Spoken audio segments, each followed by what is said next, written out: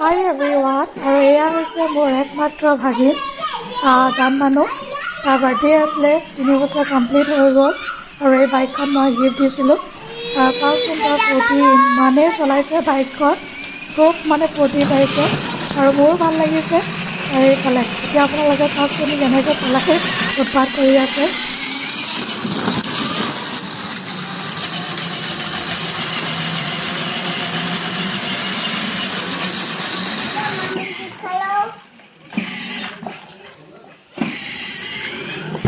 Oh my god. Bag যোৱা bag যোৱা bag যোৱা